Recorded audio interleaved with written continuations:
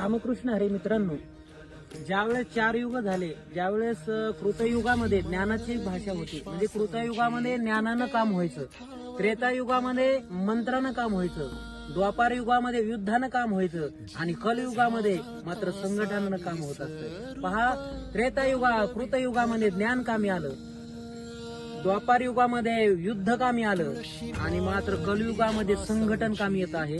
संघटन सांगण्याचं काम म्हणजे या शेतकरी आज जे आपण प्लॉट मध्ये उभा आहोत ही घोसावळ्याची भाजी आहे, पण हे संघटनानं विक्री जातं। हा प्लॉट सगळा 2 एकरचा आहे। मग सहजच प्रश्न पडतो, हा 2 एकरचा जर हा भाजी ही आज जर विकली नाही तर उद्या सडल्या जाते, मग एवढी 2 एकरची भाजी नेमकं कुठं विकल्या जाते?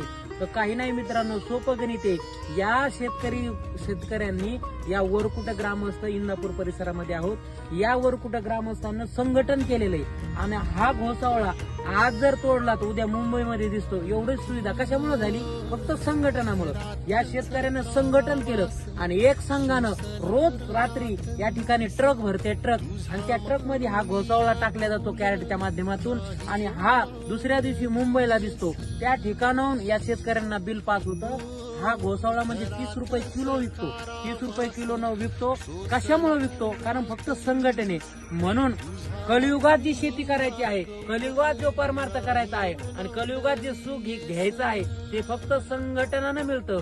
म्हणून संघटन महत्वाचं आहे आणि आपण धन्यवाद देऊया या शेतकऱ्यांना, यांनी संघटन केलं आणि ही भाजी मुंबईपर्यंत काय पुण्यापर्यंत मुंबईपर्यंत पोहोचली। रामकृष्ण हरी।